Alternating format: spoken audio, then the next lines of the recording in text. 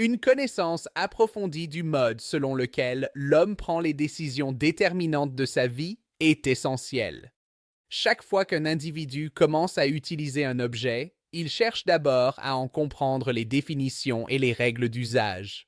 Même s'il sait s'en servir correctement, ignorer les principes fondamentaux et les règles qui régissent son fonctionnement rend cet usage inefficace.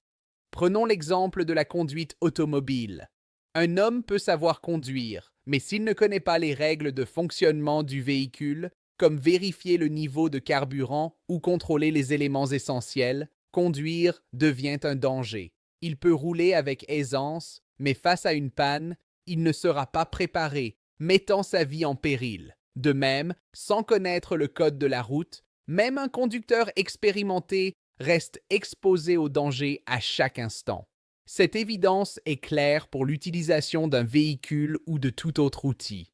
Pourtant, concernant l'élément le plus crucial de sa vie, l'homme utilise son cerveau sans en comprendre le fonctionnement, ses définitions et ses lois.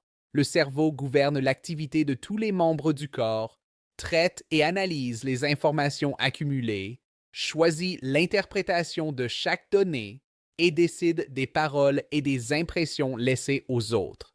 Toutes ces fonctions sont laissées à son cerveau sans réelle compréhension de son fonctionnement. L'homme sait penser, mais ignore comment les décisions sont prises, ce qui entraîne des erreurs et des situations indésirables. Il est donc crucial de consacrer du temps à comprendre la structure de son esprit et les facteurs qui influencent ses décisions. Il doit discerner l'origine de chaque pensée et émotion, identifier les voix du cœur et les injonctions de l'intellect, et seulement alors prendre des décisions importantes et déterminantes. Le cerveau pousse constamment l'homme à forger une identité personnelle.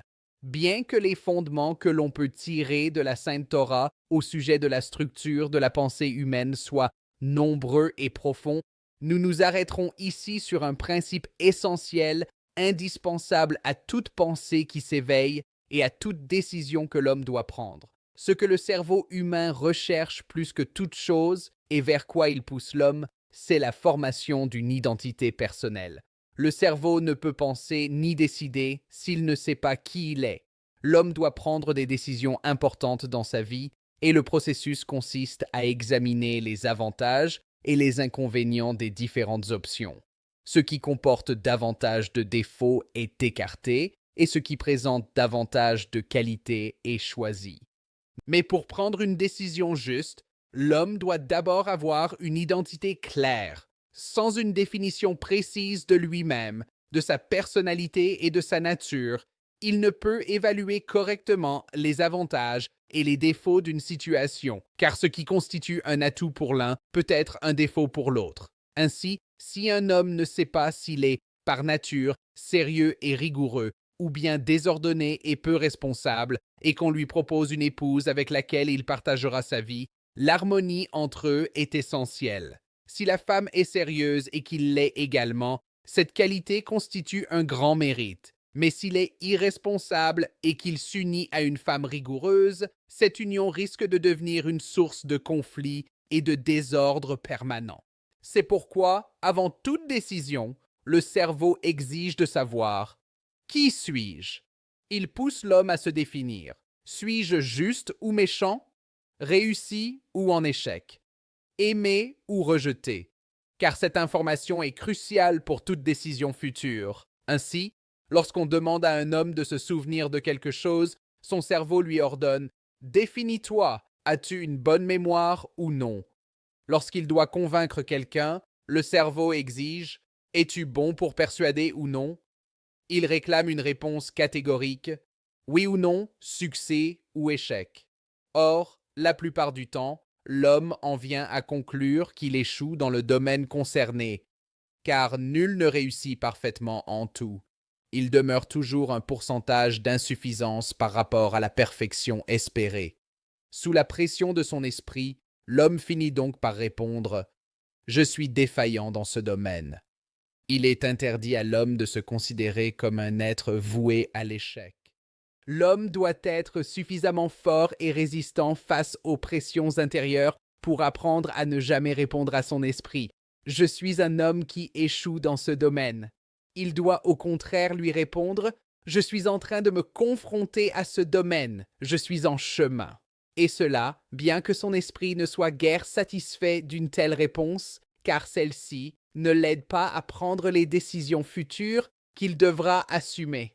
Avec la réponse « je suis en train de me confronter », le cerveau ne peut pas catégoriser, il ne peut pas déterminer clairement quel travail convient à une personne encore en progression, ni quel mariage lui correspond, tant qu'une identité figée n'a pas été définie. Pourtant, l'homme doit s'éduquer et s'habituer à tout prix à répondre « je suis en train d'apprendre, je suis en train d'évoluer.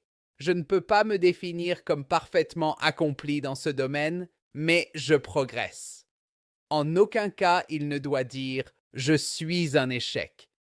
Car s'il cède à la pression de son esprit et se définit comme défaillant, alors son cerveau agira en conséquence.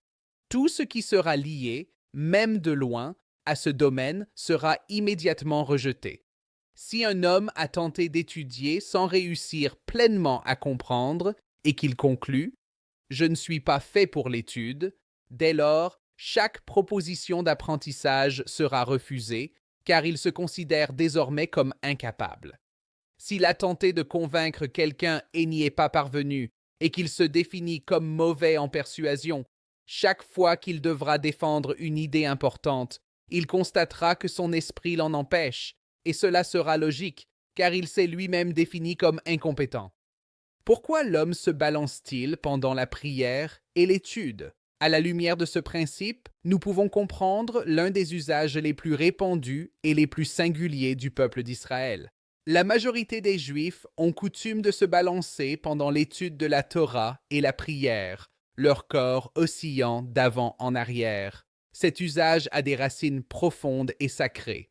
En particulier pour l'étude de la Torah, sa source apparaît dans le Talmud de Jérusalem, Berakot 4, 3, où il est enseigné qu'il y a 18 bénédictions dans la Hamida, correspondant aux 18 vertèbres de la colonne vertébrale, et que l'homme doit les mettre en mouvement durant la prière, comme il est dit « Tous mes os diront, Éternel, qui est comme toi ?»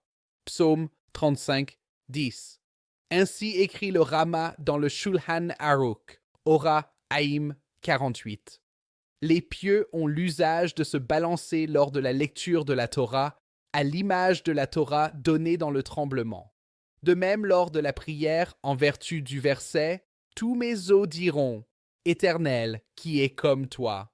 Certes, certains décisionnaires estiment que ce balancement ne convient qu'à l'étude et non à la prière, tels que le Rama de Fano et d'autres, mais ce n'est pas ici le lieu d'en débattre longuement. Au-delà de la dimension halakhique, nous pouvons en donner une explication psychologique et spirituelle. Observons dans la vie quotidienne. À quel moment une personne se balance-t-elle ainsi? Généralement, lorsqu'elle ne se sent pas pleinement connectée à ce qu'elle fait. Dans une salle de classe, ceux qui sont assis calmement et concentrés sont absorbés dans leur étude. Ceux qui se balancent, se lèvent, se déplacent, sont souvent ceux qui ne trouvent pas leur place et désirent s'échapper. Dès lors, comment comprendre que précisément au moment de la prière et de l'étude, les instants où l'âme aspire le plus à se connecter, tous se balancent? Et plus encore, plus l'homme se balance, plus cela est souvent signe de concentration et d'intensité? La réponse est profonde. Si la coutume avait été de rester parfaitement immobile pendant la prière et l'étude, comme il est d'usage lorsqu'on traite d'affaires importantes, alors une distinction visuelle se serait créée. Ceux capables de concentration auraient été droits et immobiles, et ceux en difficulté se seraient agités, trahissant leur manque de connexion. Les seconds, voyant leur différence, se seraient définis comme incapables et auraient abandonné tout effort pour se relier à la prière et à l'étude. Pour empêcher cela, et afin que chaque juif puisse croire qu'il n'est pas différent des autres, qu'il n'est pas considéré comme un échec spirituel, et qu'il doit continuer à essayer encore et encore de prier avec intention et d'étudier avec persévérance, le Saint béni soit-il a inscrit dans la nature de tout Israël, réussi ou non, le même mouvement d'oscillation pendant la prière. Ainsi, nul ne se distingue comme échec. Tous se balancent, tous sont en chemin, tous sont en construction.